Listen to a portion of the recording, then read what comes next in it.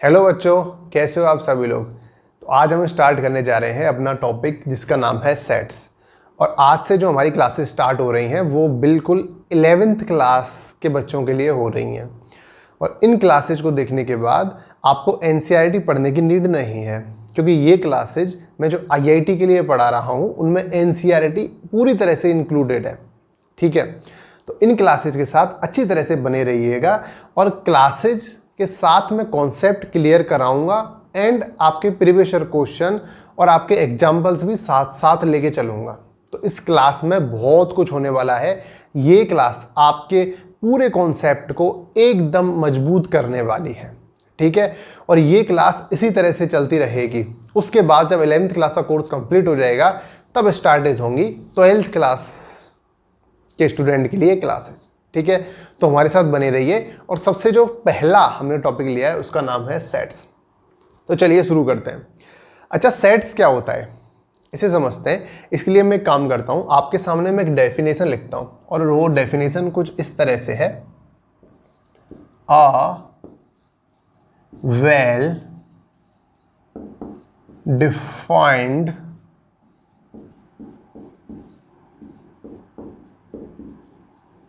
collection of objects।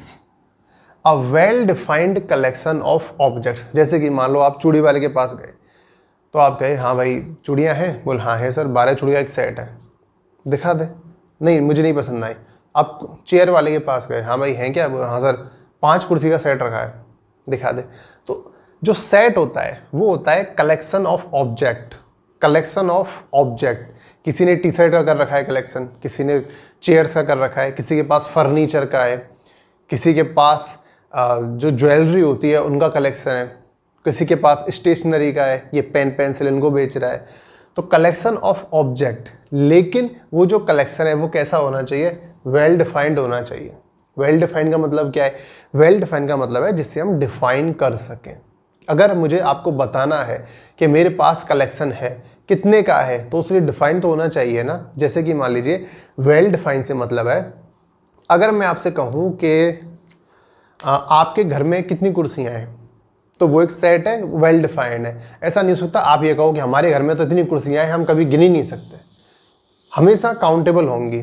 उसके अलावा जैसे मैं कहूँ कि आपके पूरे के पूरे मोहल्ले के अंदर कितने लोग रहते हैं, उसे आप डिफाइन कर सकते हैं। वो एक पूरा का पूरा कलेक्शन होगा हमारा एक। और जैसे मैं कहूँ जितने ट्रीज कितने, तो वो ट्रीज का एक सेट बन जाएगा। उसके बाद अगर मैं आपसे कहूँ कि जैसे कि मेरे सिर के बाल, अब यहाँ काउंटेबल और अनकाउंटेबल ऐसे करके मत समझना कि सिर के बाल तो काउंट कर ही नहीं पाएंगे तो ये सेट के अंदर नहीं आएंगे। नहीं नहीं नहीं, ये भी सेट के अंदर आएंगे। मेरे सिर के बाल जो है वेल डिफाइंड है और कलेक्शन ऑफ ऑब्जेक्ट है, कोई दिक्कत नहीं है। आपके सिर के बाल, कहीं कोई दिक्कत नहीं है। अच्छा, अब ये तो हो गया वेल डिफाइंड। और इसके अलावा बचा क्या, क्या डिफाइन नहीं हो सकता। मुझे एक बताओ, अगर मैं आपसे पूछूं कि बेस्ट एक्टर ऑफ इंडिया, तो बेस्ट एक्टर ऑफ इंडिया की लिस्ट आपके हिसाब से अलग है, मेरे हिसाब से अलग है, हम उसे डिफाइन नहीं कर सकते, बिल्कुल नहीं कर सकते। अगर मैं आपसे कहूँ best prime minister of India, आप कहोगे नरेंद्र मोदी जी या फिर मनमोहन सिंह जी, हो सकता है मैं कहूँ जवाहरलाल नेहरू जी, उनसे भी लाल बहादुर शास्त्री जी, मैं इस हिसाब से बताऊं तो जरूरी थोड़ी है थर्ड पर्सन हो सकता है कुछ और बताए, तो हम उसे कैसे डिफाइन कर पाएंगे। या फिर अगर आप कहें कि बेस्ट प्लेस इन इंडिया, तो बेस्ट प्लेस आपके हिसाब से कुछ और हो सकता है, मेरे हिसाब से कुछ और हो सकता है। तो इस तरह से हमारे जो ऑब्जेक्ट होते हैं वो ऑब्जेक्ट जो कि वेल डिफाइंड है, उन्हीं का जो कलेक्शन है वो सेट कहलाता है। ठीक है, अब मैं यहाँ पर आपको कुछ बताता हूँ। जैसे कि जो हम सेट होता है उसे डिनोट कैसे करते हैं। देखिए, अगर मैं आपके सामने लिखूं ए, तो ये एक सेट है, इसका नाम है ए। और बेसिकली हम इसे ऐसे लिखते हैं, करली ब्रैकेट के अंदर लिखते हैं। और करली ब्रैकेट के अंदर आपको कुछ मिलेगा, जैसे कि एक्स मिल गया, तो इनको बोला जाता है एलिमेंट। जैसे कि आपको मिल गया करली ब्रैकेट के अंदर ए बी सी, ये ए बी सी ये इसके क्या हो गए, एलिमेंट हो गए। अब मैं आपसे पूछूं सेट ए के अंदर कितने एलिमेंट है, तो आप कहोगे 1 2 3 4, यानी हमारा सेट ए 4 एलिमेंट्स से मिलके बना हुआ है। ठीक है, इतनी बात समझ में आ गई। अब इसको डिफाइन कैसे करते हैं? डिफाइन ऐसे करते हैं, मैं इसको डिफाइन करने से पहले आपको ये बता देता हूँ नेचुरल नंबर्स क्या होती हैं, रियल नंबर्स क्या होती हैं, रेशनल नंबर्स क्या होती हैं। क्योंकि क्वेश्चन में जब हम एक्स को डिफाइन करते हैं या फिर इन किसी भी एलिमेंट को डिफाइन करते हैं तो हमें इन चीज़ों का पता होना चाहिए। तो चलिए पहले मैं आपको इन सारी चीज़ों को अच्छी तरह से बता देता हूँ। और सबसे पहले हम स्टार्ट करते हैं नेचुरल नंबर से कि भाई ये जो नेचुरल नंबर्स होती हैं ये क्या होती हैं। तो देखिए नेचुरल नंबर्स को जो डिनोट किया जाता है वो डिनोट किया जाता है एन से। एन से हमारी नेचुरल नंबर्स डिनोट की जाती हैं। और नेचुरल नंबर्स होती कौन सी हैं? नेचुरल नंबर्स होती हैं 1 2 3 4, जीरो काउंट नहीं करना। 1 से लेकर इन्फिनिटी तक चलते चले जाइए, जीरो काउंट मत कीजिए, इंटीजर ही इंटीजर आएंगे। अब इंटीजर क्या होते हैं? ये जो 1 2 3 4 डेसिमल और इनको सबको हटा दीजिए। 1 2 3 4 5 6 7 8 ये सारी की सारी हमारी क्या है? नेचुरल नंबर्स हैं।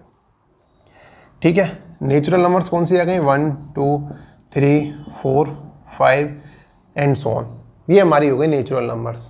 ठीक है, इवन नंबर्स आप जाते हैं, इवन नंबर्स होती हैं ये 2 4 6 या फिर जो 2 का मल्टीपल होती हैं। और जो बची कुछ 2 का मल्टीपल जो नहीं होती हैं 1 3 5 ये हमारी होती हैं ऑड नंबर्स। ठीक है, तो नेचुरल नंबर्स हो गई। नेचुरल नंबर्स के बाद आती हैं रियल नंबर्स। रियल नंबर्स कौन सी होती हैं? रियल नंबर्स होती हैं जो कि नंबर लाइन पर डिनोट की जा सकती है। ये नंबर लाइन है, इस पर डिनोट की जा सकती है, जैसे कि 0 1.2 इन्फिनिटी, खैर इन्फिनिटी तो खैर नहीं, और 8 के अलावा भी अगर मैं लिखूँ √11 √79 रूट की भी है, नेगेटिव में भी हम चलेंगे, -3 -4 कुछ भी लिख लीजिए, माइनस का मैं लिख देता हूँ यहाँ पे √71। तो ये जितने भी नंबर्स हैं, जितने भी जो आपको लगता है कि नंबर लाइन पे डिनोट किए जा सकते हैं वो सारे के सारे रियल नंबर्स के अंदर आते हैं। नेगेटिव भी आएंगे, पॉजिटिव भी आएंगे, जीरो भी आएंगी, जितनी भी डेसिमल दशमलव वाली संख्याएं होती हैं 3.4 4.4 वो सारी की सारी आएंगी, रूट वाली संख्याएं वो सारी की सारी आएंगी। अब आपको कोई आएगा कौन सा नहीं? जब आप सबको बता रहे हो सभी आएंगे तो बचेगा क्या? बचेगा ना इमेजिनरी नंबर्स। इमेजिनरी नंबर्स मतलब, इमेजिनरी नंबर्स का मतलब है मेरा जैसे माइनस का √4, अब ये रूट के अंदर माइनस है तो ये इमेजिनरी है, इसको आप नंबर लाइन पे डिनोट नहीं कर सकते, तो ये नंबर लाइन पे नहीं आने वाला। ठीक है, तो रियल नंबर्स के बाद, रियल नंबर्स हो गए, ये हो गए। अब हम पढ़ते हैं इंटीजर्स। इंटीजर्स को हम डिनोट किससे करते हैं? जेड से। जेड से डिनोट किया जाता है। और होते कौन से हैं इंटीजर्स? इंटीजर्स यही होते हैं साहब आपके -4 -3 -2, ये जितने भी हैं 5 8 100 ये सारे के सारे आपके इंटीजर्स होते हैं। ठीक है, इनमें डेसिमल नंबर्स नहीं आते, ये ऐसी संख्याएं जो लिखी होती हैं वो इंटीजर्स होती हैं। जीरो भी, इसके अंदर जीरो भी इंक्लूड होगा। अब इंटीजर्स जो होते हैं वो भी 2 पार्ट में डिवाइड होते हैं। कैसे? देखिए, ये तो देखिए नेगेटिव नंबर है 1 2 3, ये नेगेटिव लिखा हुआ है, ये पॉजिटिव लिखा हुआ है ना। और ये जो जीरो है ना तो नेगेटिव है ना ही पॉजिटिव है, जीरो सिर्फ जीरो होता है। तो इंटीजर्स को भी 2 पार्ट में डिवाइड करते हैं, एक तो होता है नेगेटिव नंबर्स और एक होता है पॉजिटिव नंबर्स। नेगेटिव नंबर्स होता है जेड माइनस और पॉजिटिव नंबर्स होता है जेड प्लस। इनके अंदर जीरो काउंट नहीं होता क्योंकि जीरो ना तो नेगेटिव है ना पॉजिटिव है। नेगेटिव अंदर -1 -2 माइनस का इन्फिनिटी तक चलते जाइए, और पॉजिटिव नंबर्स में प्लस का 100 +8 +5 इस तरह से। ठीक है, तो हमारी जेड हो गई। उसके बाद हमारा बचता है रेशनल नंबर्स यानी क्यू। रेशनल नंबर्स क्या होती हैं? रेशनल नंबर्स ऐसे नंबर्स होते हैं जिन्हें हम p/q की फॉर्म में आसानी से लिख सकते हैं। p/q फॉर्म कौन सी होती है?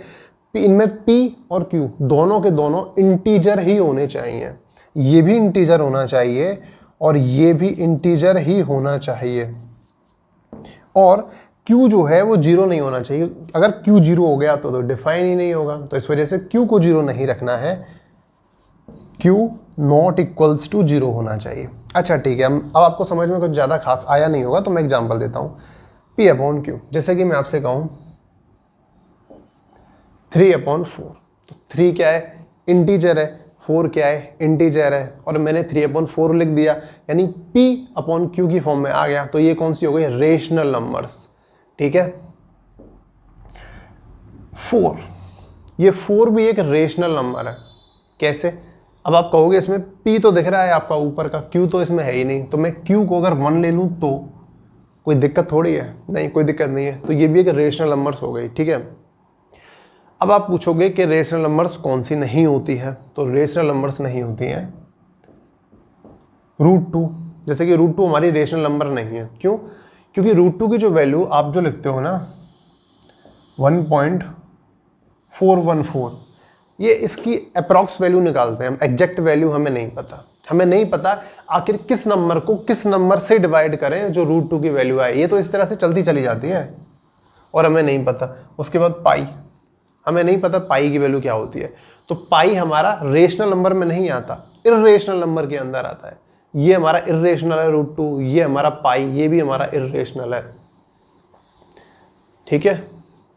तो कौन सी संख्या हो गई? जैसे कि 1/2 लिख लीजिए, 4 लिख लीजिए। इस तरह के जो हमारी संख्या है वो रेशनल नंबर्स के अंदर आती हैं।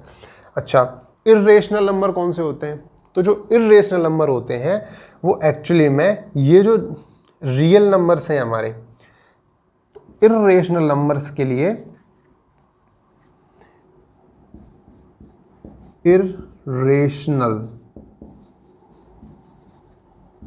इर्रेशनल नंबर्स के लिए हमें क्या करना पड़ेगा? हमारी जो रियल नंबर्स हैं, यानी जो जेड हैं, यानी सभी की सभी संख्याएं, उन सभी संख्याओं में से हमें माइनस करना पड़ेगा रेशनल नंबर, यानी -q। यानी जितनी भी संख्याएं उन सभी संख्याओं में से अगर मैं q को माइनस कर दूं, यानी q क्या है? रेशनल नंबर, तो क्या आ जाएंगे? इर्रेशनल नंबर आ जाएंगे। जैसे कि एग्जांपल दूं तो इसके एग्जांपल है पाई, इसका एग्जांपल है √2, इसका एग्जांपल है √5 और इसी तरह से चलते चले जाएंगे।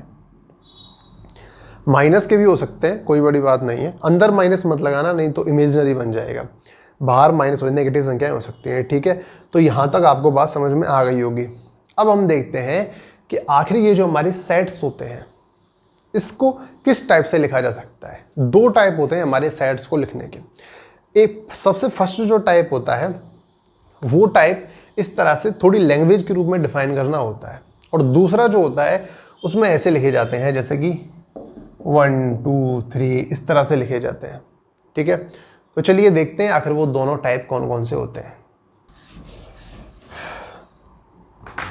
हाँ जी, तो चलिए अब हम देखते हैं जो हमारे सेट होते हैं उनको किस प्रकार से बताया जाता है, यानी किस प्रकार से दिखाया जाता है, यानी रिप्रेजेंटेशन ऑफ सेट। तो देखिए मैं यहाँ पर हेडिंग डाल देता हूँ, रिप्रेजेंटेशन ऑफ सेट।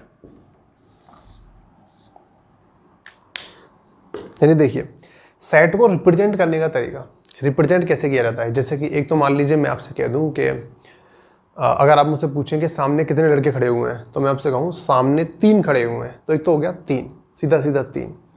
और एक मैं आपसे कहूँ, आप मुझसे कहो सामने कितने लड़के खड़े हुए हैं, तो मैं आपसे कहूँ सामने पहले 10 थे, फिर उनमें से 7 चले गए, फिर उसके बाद जो बचे उनमें 1 ऐड कीजिए, और जो है वो ऑड है, और जो ऑड नंबर है वो 1 से बड़ा है, लेकिन वो जो ऑड नंबर है 5 से छोटा है। तो इस तरह से फिर आप दिमाग लगाओगे, अच्छा 3 है क्या। तो इस तरह से हम 2 टाइप से रिप्रेजेंट कर सकते हैं। सबसे पहला टाइप जो हमारे पास आता है वो होता है रोस्टर फॉर्म। और मैं तो इनको ऐसे याद किया जाता है जैसे हम किसी को रोस्ट कर रहे हो, जैसे कि रोस्टर और टेब्यूलर नोटेशन, ठीक है। इसको बोला जाता है, सबसे पहली फॉर्म है रोस्टर फॉर्म, यानी जैसे किसी को रोस्ट कर रहे हो।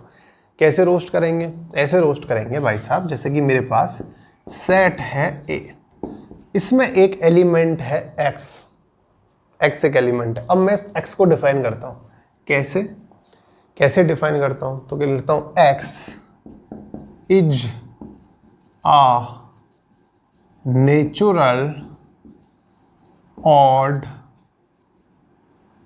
numbers number lying between 1 and 10। ठीक है, मैंने यहाँ पर लिखा x, और x क्या है मैंने डिफाइन कर दिया, x is a natural odd number lying between 1 and 10। अच्छा, इसी वजह से मैंने आपसे कहा था कि वेल डिफाइन होना चाहिए। वेल डिफाइन है तभी हम इसका आंसर निकाल पाएंगे। अगर वेल डिफाइन नहीं होता, अगर मैं कहता x is a top 5 cricketers, तो टॉप 5 आपके लिए अलग हो सकते हैं, मेरे लिए अलग हो सकते हैं, आंसर नहीं आता निकल के। तो वेल डिफाइन है कि x is a natural odd number lying between 1 and 10। अच्छा, नेचुरल नंबर्स कौन से होते हैं? नेचुरल नंबर्स होते हैं 1 2 3 4 5 6 इस तरह से। उसमें भी हमें कौन से चाहिए? ओड नंबर्स चाहिए। यानी हमें कौन से चाहिए? 1 से 10 के बीच में। तो इसका आंसर क्या होगा? इसका आंसर होगा, एक तो होगा हमारा 1 ही होगा, और 1 के बाद हमें चाहिए ऑड नंबर 3 5 7 और 9, 3 5 7 9, और हम इसे बंद कर देते हैं। ठीक है, ये हमारा हो गया आंसर। तो ये जो तरीका होता है रिप्रेजेंट करने का, इसको बोला जाता है रोस्टर और टेबुलर नोटेशन फॉर्म। ठीक है, इस फॉर्म के अंदर ऐसे मान लीजिए हम रोस्ट कर रहे हैं, और ये इसका आंसर है। ठीक है, मैं एक और एग्जांपल लेता हूँ, एग्जांपल बी। ये हमारा सेट बी है, और सेट बी के अंदर हमारा एक एलिमेंट है जिसे मैं डिनोट कर रहा हूँ वाई से। मैं वाई से डिनोट कर रहा हूँ, और ये वाई है क्या? एक्चुअली में ये जो वाई है ये है एक्स स्क्वायर। वाई क्या है? एक्स स्क्वायर है, यानी जो एक्स स्क्वायर की जो वैल्यू होगी वो वाई होगी। और फिर ये एक्स स्क्वायर क्या है? तो ये जो x है, ये x है हमारा 1 से लेकर 3 तक। ठीक है, हमारा 1 से लेकर 3 तक।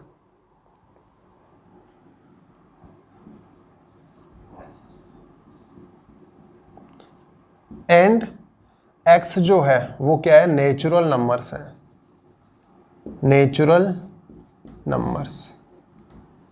ठीक है, यानी जो हमारा y है एलिमेंट, वो y क्या है? वो एक्स स्क्वायर है। अब एक्स स्क्वायर के अंदर x क्या है? एक्स स्क्वायर के अंदर जो x है वो 1 से लेकर 3 तक, 1 से लेकर 3 तक इसकी एक रेंज है। यानी हम 1 से लेकर 3 तक ले सकते हैं। इसमें क्या क्या ले सकते हैं? इसमें हम ले सकते हैं 1 1.1 1.2 2 2.2 2.3 सब कुछ ले सकते हैं। लेकिन उसके बाद भी मैंने लिख दिया है कि x belong to natural numbers. x के बच्चे बिलोंग कर रहा है नेचुरल नंबर से, यानी आपको डेसिमल नंबर्स नहीं लेने। क्या लेना है? सिर्फ और सिर्फ ये जो नंबर है 1 2 3, ये सिर्फ लेने हैं। तो ठीक है, अब हम इसे कैसे लिखेंगे? इसका आंसर कैसे लिखेंगे? इसका आंसर लिखेंगे, यहाँ से कितने नंबर निकल के आएंगे? 3 नंबर, 1 2 3, वो x की वैल्यू है। वो तीनों वैल्यू हम इसके अंदर पुट करेंगे, 1 2 3, ये तीनों वैल्यू हम एक्स स्क्वायर के अंदर पुट करेंगे। क्या आएगा? मेरे पास आएगा 149, 149, और ये 149 क्या है? ये y की वैल्यू है, और y हमारा क्या है? एलिमेंट। तो जब मैं इसमें यहाँ पुट करता हूँ तो ये आता है 149, और ये इसका आंसर हो गया। देखा, ये इसका आंसर हो गया। तो ये जो हमारी फॉर्म है इस तरह लिखने की, ये कहलाती है रोस्टर फॉर्म। अच्छा, इसके बाद दूसरी कौन सी फॉर्म है जो इस तरह से रिप्रेजेंट की जाती है? उसको कहा जाता है set builder form. Set builder form के अंदर इस तरह से हम रिप्रेजेंट करते हैं अपने सेट को, और फिर उसे इस तरह से डिफाइन करके लिख देते हैं आंसर के रूप में। चलो वो करते हैं।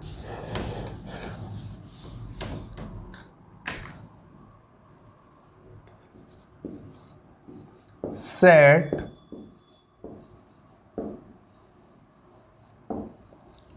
Builder form. ठीक है, ये जो हमारी जो फॉर्म है उसका नाम है सेट बिल्डर फॉर्म। इसके अंदर हम कैसे लिखेंगे? वो जो लिखे हुए थे ना, सेट के अंदर एलिमेंट लिखे हुए थे, इस तरह से हम लिखेंगे।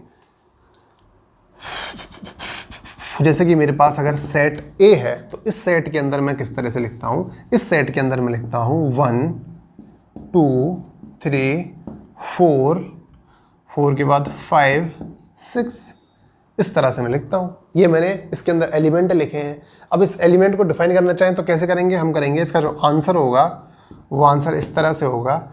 हमने लगाया कर्ली ब्रैकेट x, इसका एक एलिमेंट है x, और उस x को डिफाइन करते हैं। x क्या है?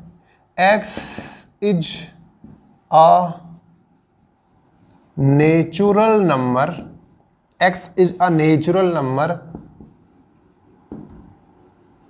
Less than 7। ठीक है, x एक एलिमेंट है और वो क्या है कि x is a natural number less than 7, यानी 7 से छोटा एक नेचुरल नंबर है। 7 नहीं ले रहे हम, 7 से छोटा नेचुरल नंबर, 7 से छोटा क्या आएगा? 1 2 3 4 5 और 6।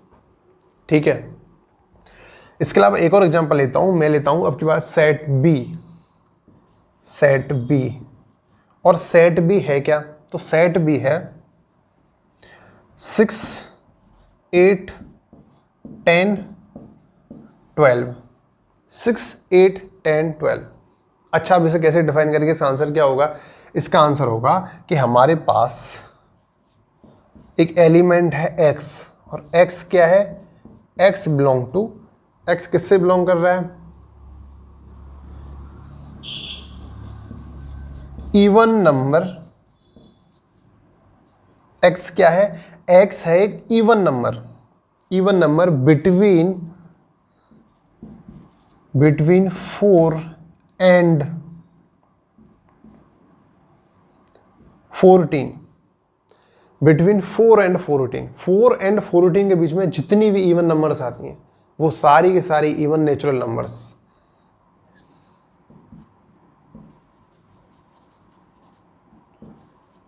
जितनी भी इवन नेचुरल नंबर्स जो कि 4 और 14 के बीच में, तो 4 से बड़ा 6 8 10 12, और 14 हमें लेना नहीं है क्योंकि हमने लगाया है बिटवीन। ठीक है, इसी तरह से मैं आपसे लिखूं, अगर मैं लिखता हूं यहां पर 1 3 5 7, तो ये क्या हो गया? ये हो गया first 4 odd natural numbers. First 4, यानी 4 एलिमेंट है तो 4 ऑड, क्योंकि सारे सारे ऑड हैं, ऑड नेचुरल नंबर्स, प्राकृतिक संख्या है 1 3 5 7। तो इस तरह से हमने इसे डिफाइन कर दिया। तो ये जो डिफाइन करने की जो ऐसी रिप्रेजेंटेशन का तरीका होता है उसे कहा जाता है सेट बिल्डर फॉर्म। दो ही मेथड होते हैं। ठीक है, सेट बिल्डर फॉर्म के अंदर जो पहला था हमारा रोस्टर फॉर्म, वो आंसर था। अगर रोस्टर फॉर्म के अंदर आता है तो सेट बिल्डर फॉर्म इस तरह से हम लिख देंगे, ये हमारा आंसर हो जाएगा। यहाँ तक आपको बात समझ में आ गई होगी। अच्छा ठीक है, अब पढ़ते हैं टाइप्स ऑफ सेट। जैसे कि मान लीजिए मैंने यहाँ पर लिखा था 6 एलिमेंट, 6 लिखा था, यहाँ पर मैंने 4 एलिमेंट लिखे थे। ठीक है, तो इसी तरह से ये बढ़ते और घटते रहते हैं, और एक दूसरे के सेट में किस तरह से इनका क्या संबंध होता है उससे हम समझते हैं कि टाइप ऑफ सेट। तो टाइप ऑफ सेट अब हम शुरू करते हैं, आखिर कितने प्रकार के ये सेट होते हैं। तो चलिए, हाँ जी, तो चलिए शुरू करते हैं टाइप्स ऑफ सेट। तो मैं हेडिंग डालता हूं types of set.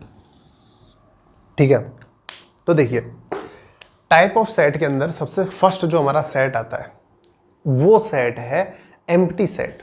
Empty set कौन सा होता है? एम्प्टी सेट वो होता है जिस सेट के अंदर कोई भी एलिमेंट नहीं होता। सबसे फर्स्ट नंबर पर मैं जिसे लिखता हूं उसका नाम है एम्प्टी सेट। एम्प्टी सेट उसे कहा जाता है जिसके अंदर कोई भी एलिमेंट नहीं होता। इस सेट के अंदर आपको कोई भी एलिमेंट नहीं दिख रहा। ठीक है, कोई एलिमेंट नहीं है तो एम्प्टी सेट है। इस एम्प्टी सेट के दूसरे नाम और हैं, जैसे कि null set, void set.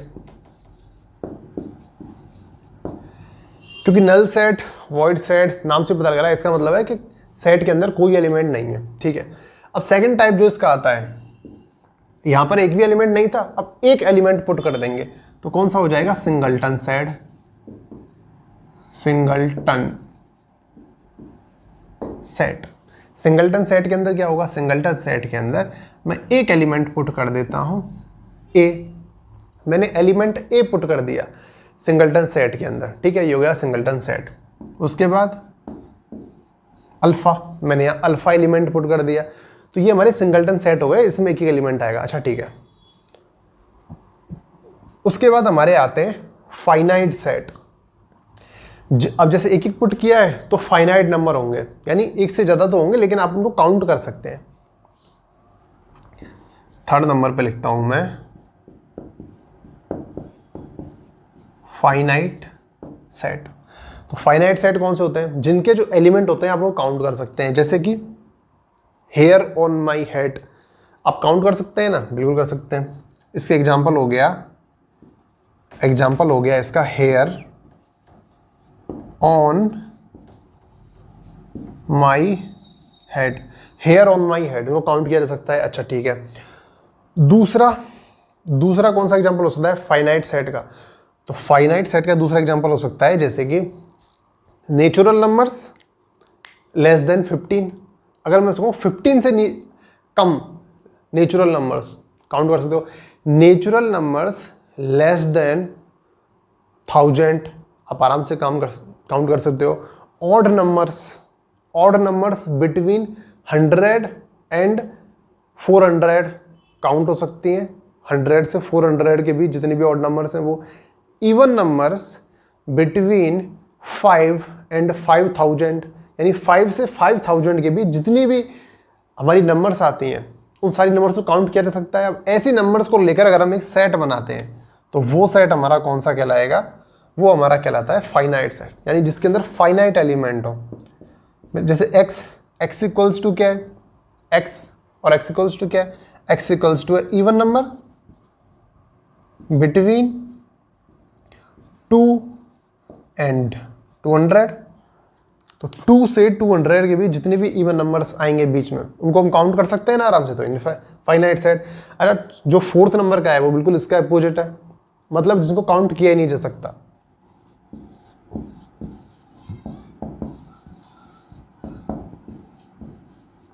Infinite set कौन सा होता है? जिस सेट के अंदर के एलिमेंट हम काउंट नहीं कर पाए। जैसे कि ये मेरा सेट है, सेट ए। ये मेरा सेट ए है। अब इसके अंदर एलिमेंट लिख रहा हूं।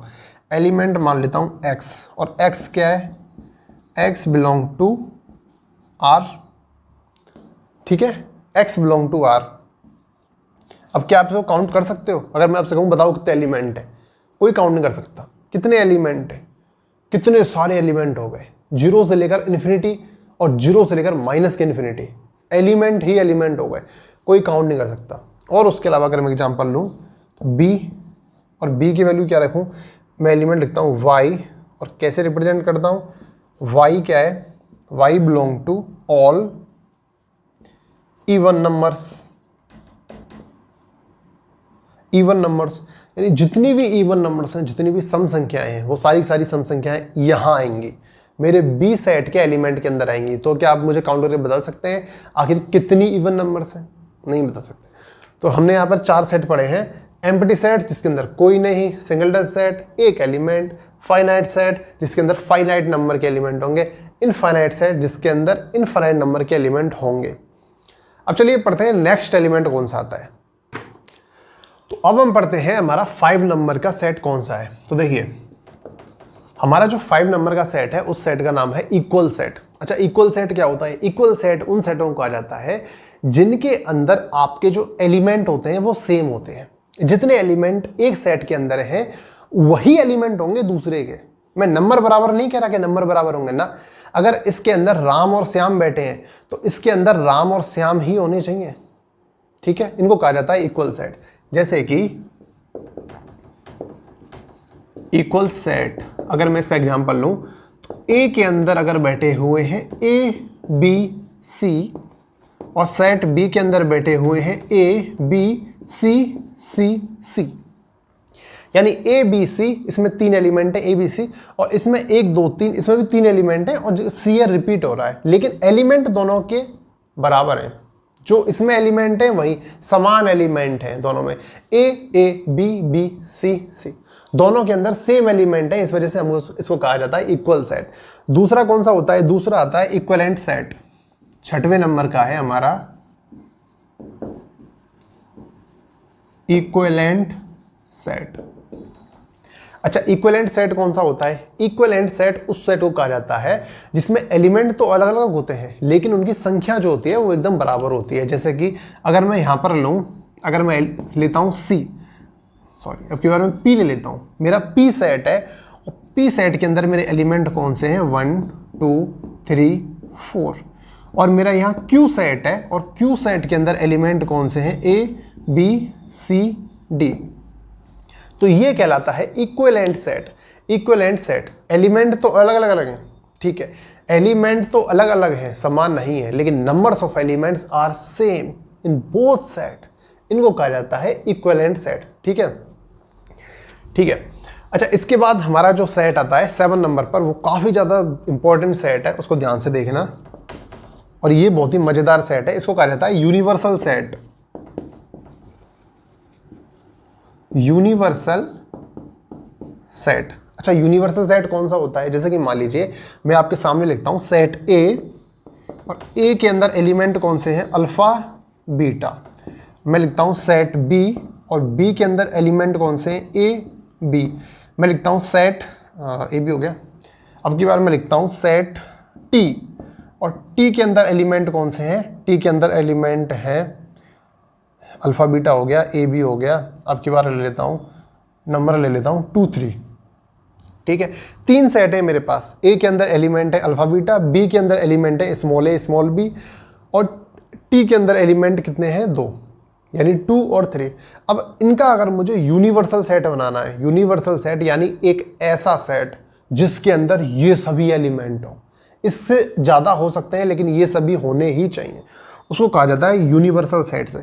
और यूनिवर्सल सेट को डिनोट किया जाता है यू से। यू से क्यों डिनोट किया जाता है? क्योंकि यू से ही स्टार्टिंग हो रही है, और मैं इसके अंदर एलिमेंट लिखने जा रहा हूँ, और मैं लिखता हूँ अल्फ़ा बीटा ए बी 2 3 4 100 7, जो मन करे। ये एक यूनिवर्सल सेट है क्योंकि इस सेट के अंदर ये दोनों एलिमेंट आ रहे हैं, ये दोनों एलिमेंट आ रहे हैं, ये दोनों एलिमेंट आ रहे हैं, एक्स्ट्रा भी आ रहे हैं, कोई दिक्कत नहीं है, लेकिन इनका ये यूनिवर्सल सेट हो गया। ठीक है, अच्छा ठीक है, यूनिवर्सल सेट का मतलब हो गया जिसमें ये सारे एलिमेंट हैं। अच्छा ठीक है, अब आता है एक सबसेट। सबसेट क्या होता है? जैसे कि ये एलिमेंट इसके अंदर है, तो ऐसा भी हो सकता है इससे इसके जो एलिमेंटों को लेकर अगर मैं कोई सेट बनाऊं तो वो कहलाएगा सबसेट। जैसे कि 8वें नंबर पे डालता हूं मैं इसको रफ कर देता हूं।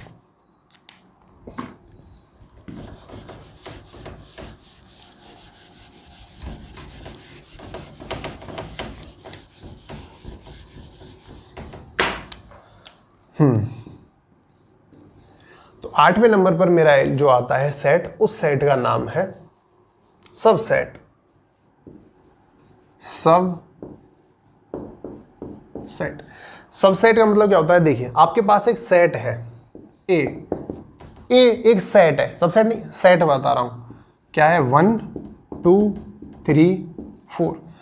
तो इस ए सेट को लेकर इसके अगर मैं सबसेट बनाऊं, यानी अगर मैं लिखूं subset of A, subset of A, तो कैसे बन सकते हैं? इनके एलिमेंट्स को उठा के मैं सेट बनाता चलता हूं।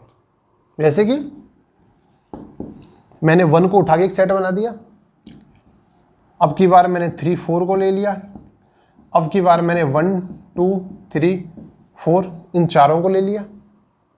तो इस तरह से मैं इसके एलिमेंट को उठाकर सेट बनाता जाऊंगा, वो सबसेट कहलाएंगे। सबसेट के अंदर आप सभी एलिमेंट्स को भी उठा सकते हैं, कोई बड़ी बात नहीं है। आप 2 भी ले सकते हैं, आप 1 भी ले सकते हैं, आपका मन करे मत लीजिए।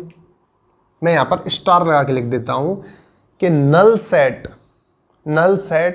Is a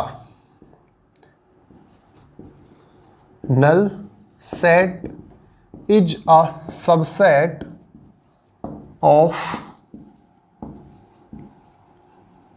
every set. null set is a subset of every set, यानी अगर आप किसी भी एलिमेंट को ना लें तो भी वो उसका एक सबसेट होगा।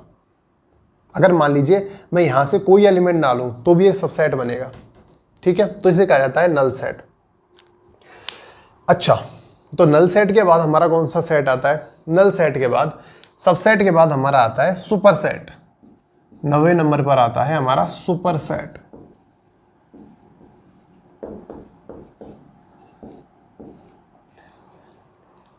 हाँ जी, ये तो आपको अच्छी तरह समझ आ गया ना, 1 2 3 4, या तो आप कोई सा मत लो तो भी एक आपका सबसेट बनेगा, सबसेट बनेगा, कोई सा मत लो, एक ले लो, दो ले लो, चार ले लो, ले लो, ठीक है।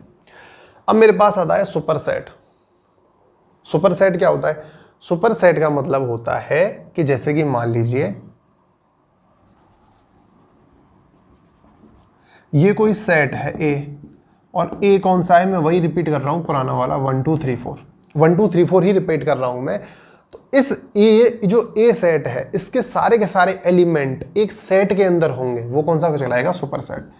तो मैं यहां लिखता हूं सुपर सेट ऑफ ए, और सुपर सेट ऑफ ए क्या कहलाएगा? 1 2 3 4 अल्फा बीटा, ये कहलाएगा सुपर सेट ऑफ ए।